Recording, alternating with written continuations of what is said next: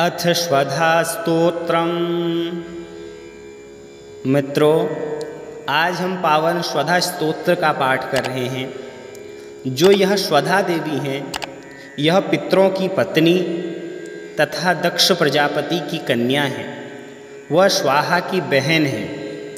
अतः इस श्राद्ध पक्ष में स्वधा स्तोत्र का पाठ करने मात्र से वाजपेयम यज्ञ का फल प्राप्त होता है तथा तीर्थ स्नानों का फल प्राप्त होता है तथा श्राद्ध करने मात्र से जिस फल की प्राप्ति होती है उस फल की प्राप्ति होती है। तो आइए इस स्तोत्र का पाठ करें। ब्रह्मोवाच स्वधोच्चारण मात्रेण तीर्थस्नायी भवेन्नरः मुच्यते सर्वपापेभ्यो वाजपेयफलं लभेत्।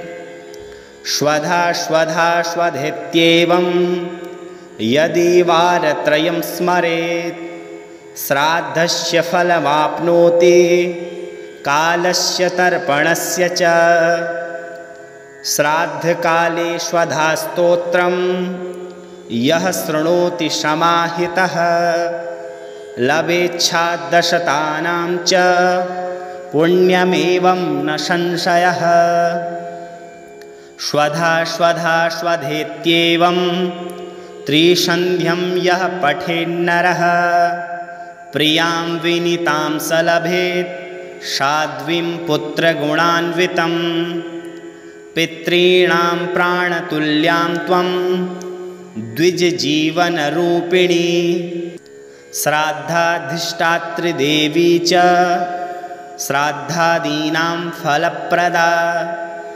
बहिर्गच्छ मनमनसः पितॄणां तुष्टिहेतवे सम्प्रीतये द्विजातीनां गृहीणां वृद्धिहेतवे।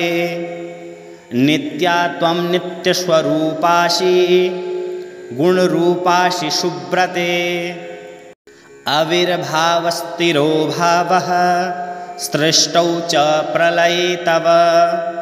ॐ स्वस्तिश्च नमः स्वाहा स्वधा त्वं दक्षिणा तथा। निरूपिता चतुर्वेदे षड्प्रशस्ताश्च कर्मिणां पुरासिस्त्वं स्वधा गोपी गोलोके राधिका सखी। धृतो रसे स्वधात्मानं कृतं तेन स्वधास्मता इत्येवमुक्त्वा स ब्रह्मा ब्रह्मलोके च संसदे।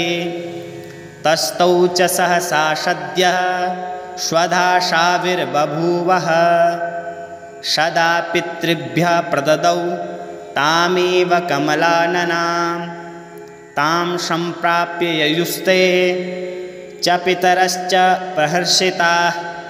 स्वधा स्तोत्रमिदं पुण्यं यः शृणोति समाहितः स स्नातः सर्वतीर्थेषु वेदपाठफलं लभेत्।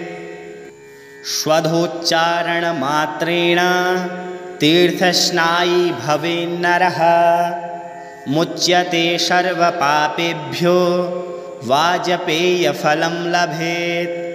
स्वधा स्वधा स्वधेत्येवं यदि वारत्रयं स्मरेत् श्राद्धस्य फलमाप्नोति कालस्य तर्पणस्य च। श्राद्धकाले स्वधा स्तोत्रं यः शृणोति समाहितः लभेच्छादशतानां च पुण्यमेवं न संशयः। स्वधा स्वधा स्वधेत्येवं त्रिसन्ध्यं यः पठेन्नरः प्रियां विनीतां स लभेत् साध्वीं पुत्रगुणान्वितं। पितॄणां प्राणतुल्यां त्वं द्विजजीवनरूपिणी श्राद्धाधिष्ठातृदेवी च श्राद्धादीनां फलप्रदा। बहिर्गच्छ मन्मनसः पितॄणां तुष्टिहेतवे सम्प्रीतये द्विजातीनां गृहीणां वृद्धिहेतवे। नित्या त्वं नित्यस्वरूपासि गुणरूपासि शुभ्रते आविर्भावस्तिरो भावः सृष्टौ च प्रलये तव ॐ स्वस्तिश्च नमः स्वाहा स्वधा त्वं दक्षिणा तथा निरूपिताश्चतुर्वेदा षड्प्रशस्ताश्च कर्मिणा पुरासिस्त्वं स्वधो गोपी गोलोके राधिका सखी धृतोरसि स्वधात्मानं कृतं तेन स्वधा स्मृता इत्येवमुक्त्वा स ब्रह्मा ब्रह्मलोके च संसदे तस्थौ च सहसा सद्यः स्वधाशाविर्बभूवः सदा पितृभ्यः प्रददौ तामेव कमलाननां तां सम्प्राप्य ययुस्ते च पितरश्च प्रहर्षिता स्वधा स्तोत्रमिदं पुण्यं यः शृणोति समाहितः शश्नात् सर्वतीर्थेषु वेदपाठफलं लभेत् इति श्रीब्रह्मवैवर्तमहापुराणे प्रकृतिखण्डे ब्रह्माकृतं स्वधास्तोत्रं सम्पूर्णम्।